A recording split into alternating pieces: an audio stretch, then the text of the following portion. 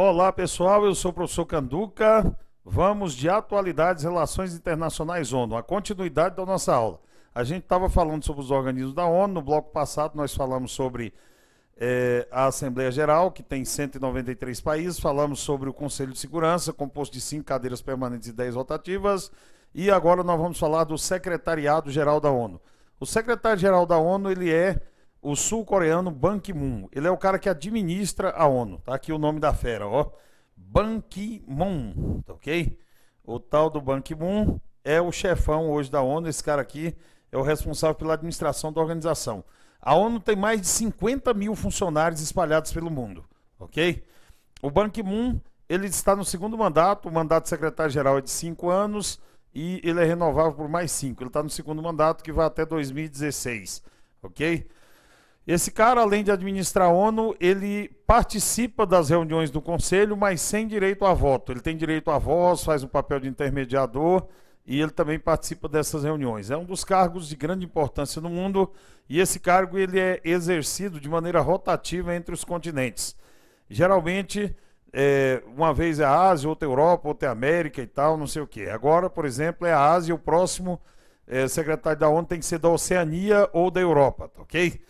Bom, o quarto organismo principal da ONU é o Conselho Econômico e Social. Eu costumo chamar de Conselho do Bem, em contraposição ao Conselho de Segurança, que é o do mal. O Conselho de Segurança, aquele das 15 cadeiras, é o que autoriza a guerra, que autoriza os conflitos e tudo mais. E o Conselho Econômico e Social ele é composto de mais de 50 organizações, não só da ONU, mas organizações associadas, como a Cruz Vermelha, os Médicos Sem Fronteiras, a OPAC, a Organização para a Proscrição das Armas Químicas, o Fundo Monetário Internacional, a Organização Mundial do Comércio, ok? E organismos da própria ONU. Por exemplo, ok? Olhe nos nossos slides, a Organização Mundial de Saúde, que é parceira aqui no Brasil dos programas de vacinação e tal, do Ministério da Saúde, a FAO, Food and Agriculture Organization, que combate a fome no mundo. Eu falei em uma aula anterior aí que hoje a FAO tem como diretor-geral um brasileiro, José Graziano. José Graziano foi um dos idealizadores do Fome Zero e foi ministro durante o primeiro mandato do governo de Lula que implantou o Fome Zero. Graças a ele ter essa experiência com Fome Zero, ele foi trabalhar na ONU e tornou-se diretor-geral da FAO. Hoje é o brasileiro que ocupa o cargo mais alto dentro da ONU, é ele. Ele é responsável, José Graziano, pela segurança alimentar de 7 bilhões de pessoas em volta do mundo. Então, o diretor-geral da FAO, José Graziano, é brasileiro. Nós temos o Unicef, ok? Que aqui no Brasil, em parceria com a Rede Globo, faz o Criança Esperança. Nós temos a Unesco, que é o órgão responsável pela cultura. Temos a Organização Internacional do Trabalho. E temos os programas, o PNUD, Programa Nacional para o Desenvolvimento, que é quem faz a tabulação dos dados e publica o IDH dos países. Temos o PNUMA, Programa das Nações Unidas, que é o programa que organiza, por exemplo, as reuniões do clima, as Eco 92, as Rio+20 da vida e tudo mais. Então, esse conselho, pessoal, esse é do bem. Câmera aqui, por favor. Vejam só, esse conselho é do bem. Você pode ver que a maioria dos organismos dele, ó, os da ONU, que cuida da fome, que cuida de, por exemplo, tem o UNRWA, que cuida de refugiados de guerra, tem cultura, atenção à criança, não sei o que e tudo mais. E os órgãos parceiros, Médicos Sem Fronteira, a Cruz Vermelha, a OPAC, a Organização para a Proibição das Armas Químicas, que ganhou o Prêmio Nobel da Paz agora, ela não é da ONU, mas é um organismo que integra esse conselho como parceira da ONU, tá ok? Bom, voltando ao nosso slide aqui, nós ainda temos a Corte Internacional de Justiça da ONU. Essa corte já existia antes da ONU ser criada. Era a Corte Internacional de Haia. E ela foi, então, incorporada à ONU. Ela julga conflitos entre países, conflitos dos mais diversos naipes, como problemas de fronteira, disputas econômicas entre países e tal e tudo mais. A Bolívia, por exemplo, quando nacionalizou refinarias da Petrobras lá no país, a Petrobras ameaçou recorrer à Corte Internacional de Justiça. Enfim, essa corte também antigamente ela julgava crimes de guerra e crimes contra a humanidade. Crimes de guerra são genocídio, ok? Extermínio de populações, esse tipo de coisa. Crimes contra a humanidade são crimes como escravização de pessoas, deportação forçada de populações, tortura, são crimes contra a humanidade. Geralmente, quando acontece guerra, esses crimes costumam acontecer. E a ONU, ela julgava esses crimes de guerra contra a humanidade toda vez que tinha um conflito, mas cada vez que havia um conflito, a ONU tinha que criar um tribunal ad hoc, um tribunal específico para julgar aquele fato, ok? Genocídio de Ruanda, e criava o tribunal para julgar o genocídio de Ruanda. Genocídio nos Balcãs, na Guerra dos Balcãs, para julgar o Milosevic, aí tinha que criar um tribunal para isso. Genocídio de Serra Leoa, aí criava um tribunal para Serra Leoa. Agora não. Nós temos um Tribunal Penal Internacional, esse tribunal foi criado a partir do Tratado de Roma, e com a criação desse tribunal, hoje esses crimes de guerra contra a humanidade são julgados pelo TPI, e ele não precisa ser provocado. O TPI, ele inclusive age por conta própria e emite até ordens de prisão contra presidentes no exercício do poder. O presidente do Sudão atualmente, ok? Ele não pode viajar para a maioria dos países do mundo que integram o Tribunal Penal Internacional, porque ele está com ordem de prisão expedida por crimes de guerra e crimes contra a humanidade. Se ele vier visitar o Brasil, chama Omar Bashir, a figura, se o Bashir vier aqui visitar o Brasil, a Polícia Federal tem que prendê-lo e deportá-lo, ok? Então, ele só pode visitar países que não sejam membros do TPI. E esse TPI também chegou a emitir ordem de prisão quando o Gaddafi estava vivo contra ele, mas o Gaddafi acabou sendo assassinado e a ordem foi suspensa, ok? Então, a Corte Internacional de Justiça continua julgando litígio entre países, e o TPI hoje se encarrega dessa parte de crimes de guerra e contra a humanidade. Bom, o Brasil, pessoal, está comandando uma força de paz da ONU no Haiti. A ONU, ela não tem exército próprio, ok? Quando a ONU precisa fazer intervenção em um país, ela solicita soldados dos países membros, esses soldados ficam sob o comando da ONU, e eles passam a atuar para pacificar regiões. A nossa missão de paz na ONU é a MINUSTAH. Essa sigla está em francês, Missão das Nações Unidas no Haiti. O Haiti fala o francês, foi ex-colônia da França, né? Mission de las Nations Unies pour Stabilisation de Haïti. Meu francês está horrível, menino, pelo amor de Deus. Mas é isso, Missão das Nações Unidas no Haiti. Desde 2004, o Brasil comanda essa missão naquele país, ok? Câmera aqui, por favor. Então, desde 2004 que o Brasil comanda essa missão de paz no Haiti, e um dos objetivos do Brasil ao comandar essa missão de paz é provar que o Brasil tem condições suficientes de exercer um papel mais relevante dentro da ONU. Desde o governo Itamar Franco, o Brasil é candidato a ocupar uma cadeira permanente no Conselho de Segurança da ONU. E, então, para provar que a gente tem capacidade, nós somos liderar essa força de paz. Entramos no atoleiro danado. Estamos lá há 9 anos, desde 2004 que o Brasil está lá e não tem data para sair. Porque a gente até conseguiu estabilizar o país, mas aí quando foi em 2010, teve aquele mega terremoto que destruiu a capital do país, Porto Príncipe, e matou 250 mil pessoas. Inclusive vários brasileiros morreram durante esse terremoto, e agora o Brasil está lá reconstruindo o país, que é o mais pobre das Américas, um dos mais miseráveis do mundo. O Brasil, inclusive, está enfrentando problemas com a vinda em massa de haitianos para o Brasil, que tenta entrar clandestinamente no Brasil pela fronteira do Peru com o Acre, e também da fronteira da Venezuela na fronteira da Venezuela com o Brasil.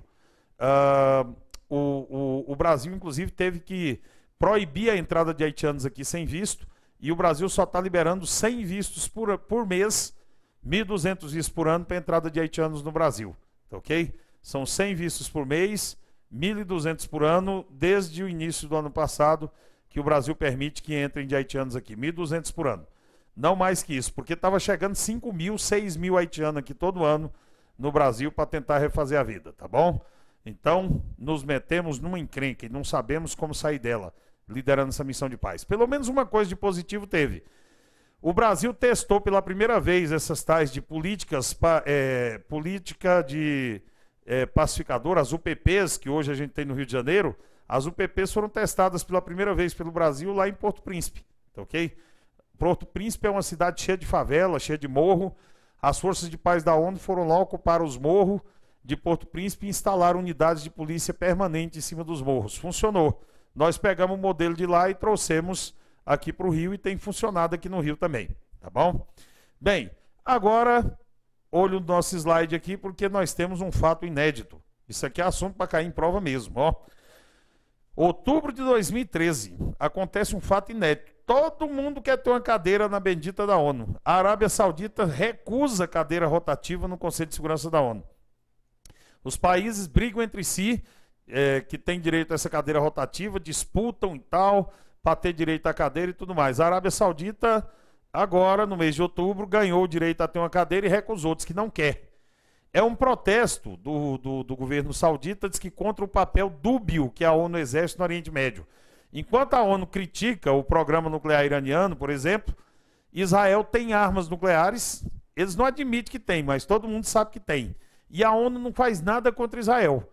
Então, a ONU usa 2 pesos e 2 medidas. Quando o país é amigo dos Estados Unidos, a ONU tem um papel. Quando é inimigo dos Estados Unidos, é outro. Então, dizendo a Arábia Saudita que enquanto a ONU jogar esse jogo duplo, ok? Ignorar os amigos dos Estados Unidos, a Arábia Saudita é ferrenhamente inimiga de Israel também. Enquanto a ONU tiver esse papel de dubiedade, eles não querem fazer parte do Conselho. Foi inédito isso. Então é assunto que pode aparecer em prova, viu? Bem, vamos para frente. Nós já falamos do Conselho de Segurança da ONU, ele é formado por 15 países, 5 tem cadeira permanente, direito a veto. 10 tem cadeiras rotativas, ocupadas por um prazo de 2 anos. Esses 5 caras aqui, você tem que saber quem são, ó. Esses 5 sujeitos aqui, você tem que saber, lembrar na prova quem são eles.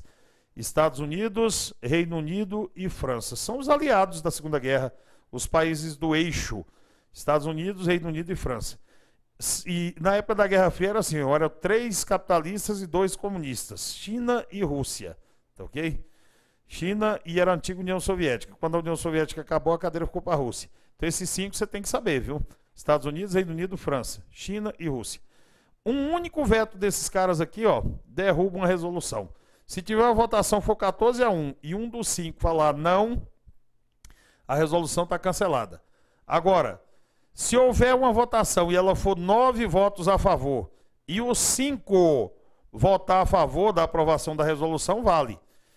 Para aprovar uma resolução na ONU, pessoal, o mínimo são 9 votos. 5 dos que têm direito a veto e mais 4 aqui, ó, aprovam a resolução. Digamos que teve uma resolução, esses 5 caras aqui falaram, eu sou contra. Mas aí os 5 mais esses 4 aqui falaram sim, a resolução é aprovada. Agora, se tiver 14 votos a 1 contra, e esse 1 contra for de um desses 5 aqui, não vale. Tá vendo como é que existe uma falta de democracia muito grande na ONU? É por isso, pessoal, que o Brasil quer reformar esse conselho. 14-1 pode, 14-1 não pode, 9-5 pode, tá vendo? Então, é aquilo que eu disse, manda quem pode, obedece quem tem juízo. Bom, vamos para frente.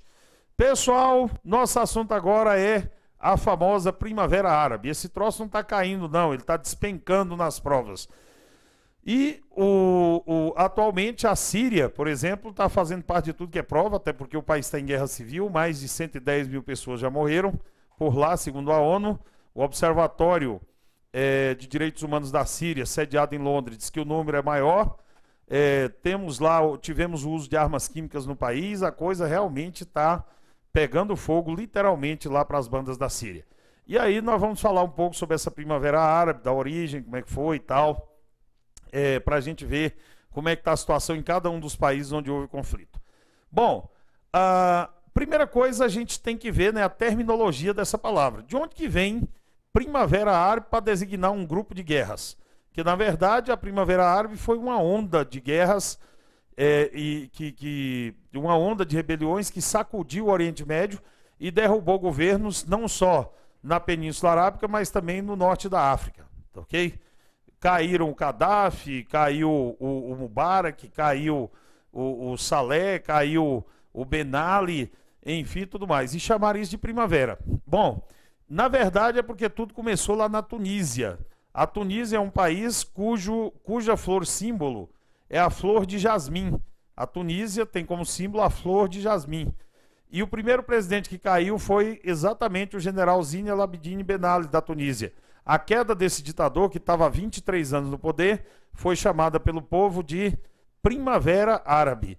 E o cheiro dessa flor de jasmim, galera, se espalhou por todo o Oriente Médio.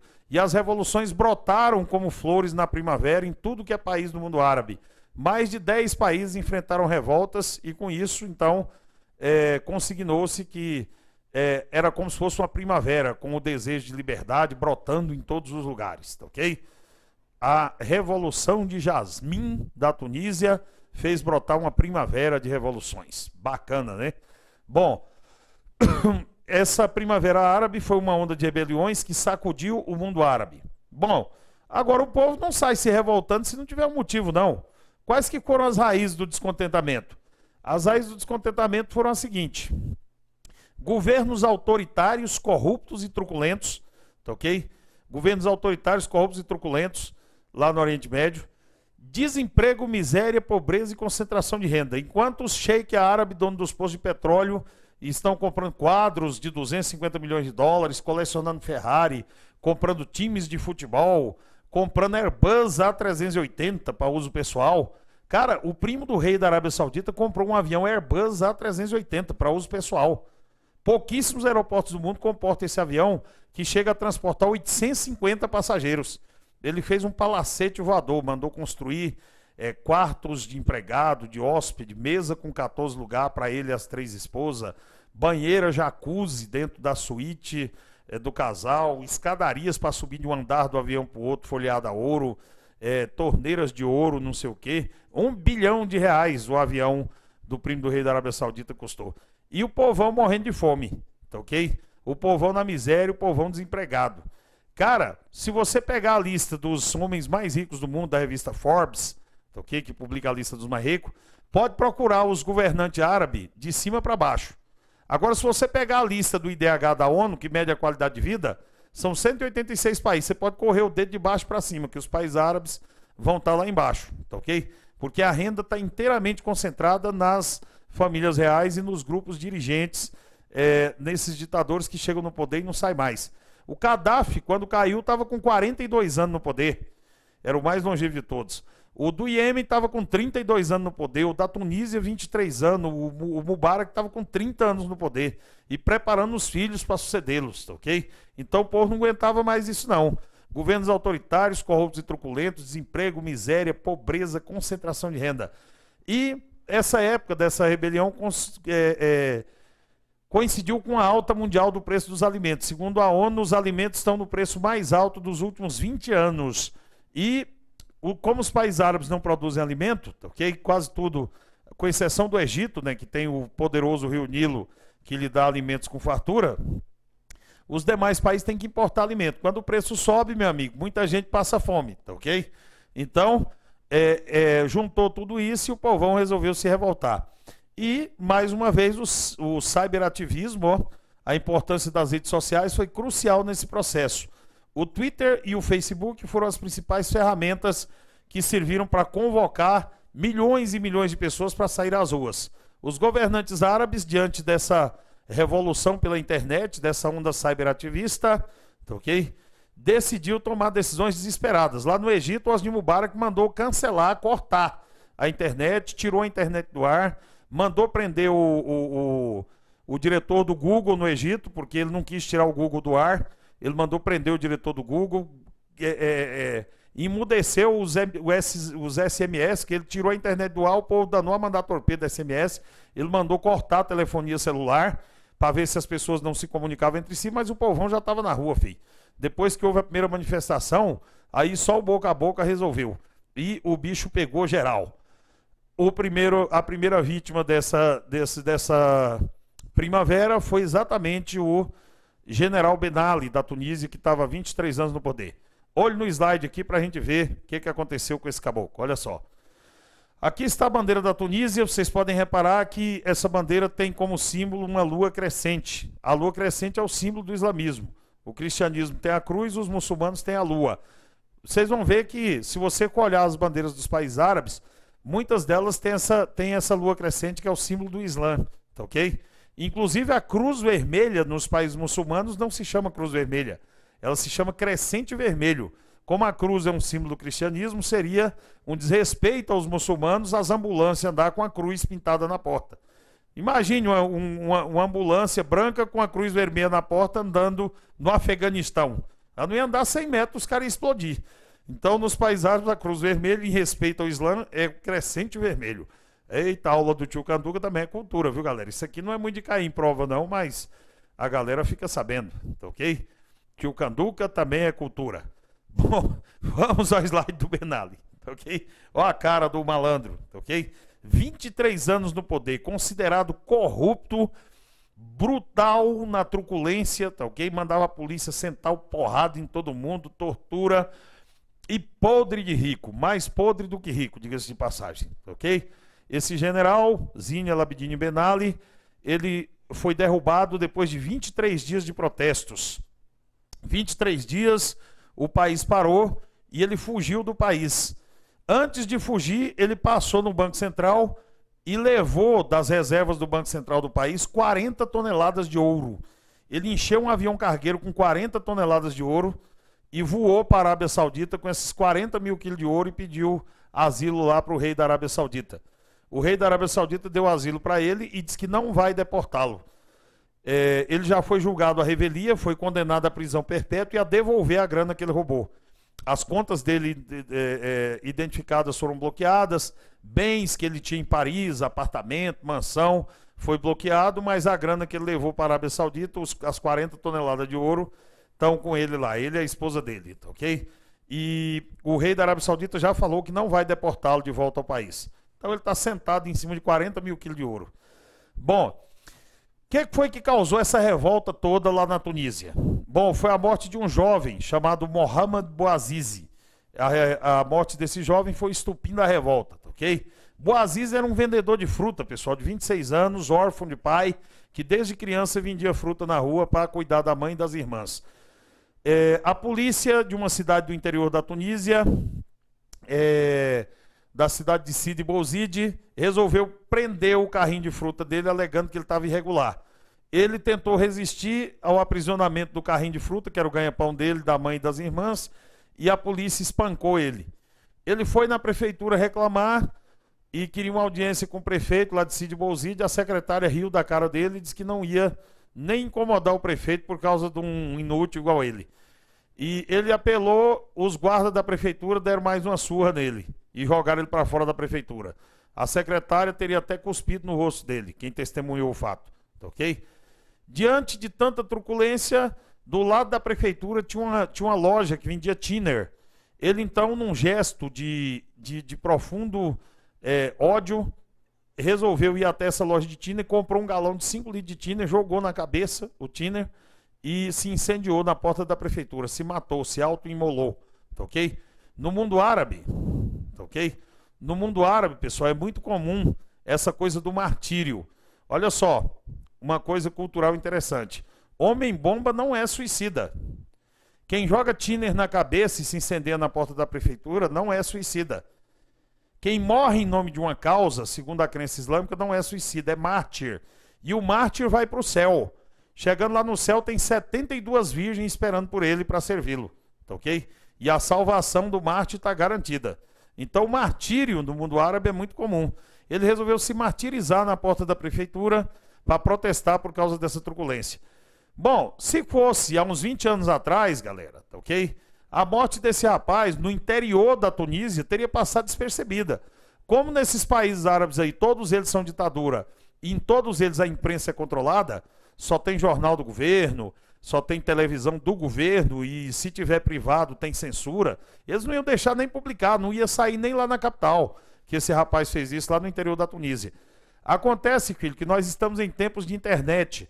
A galera filmou o martírio dele, ele pegando fogo, rolando no chão, tentaram apagar o fogo, derrubaram ele, e a galera filmou, ele ainda ficou hospitalizado uns dias, faleceu. E a galera meteu upload, botou nas redes sociais, Facebook, o vídeo virou viral no mundo árabe inteiro, as pessoas viram e blogueiros começaram a contar a história dele, foram floreando que o rapaz era órfão, parará, e aí o povo resolveu protestar. Sair às ruas de Tunis, a capital. Convocaram via Twitter e Facebook a primeira manifestação, 70 mil pessoas saíram para protestar contra o martírio desse rapaz. E aí, nos países vizinhos, o povo também resolveu sair às ruas contra os ditadores.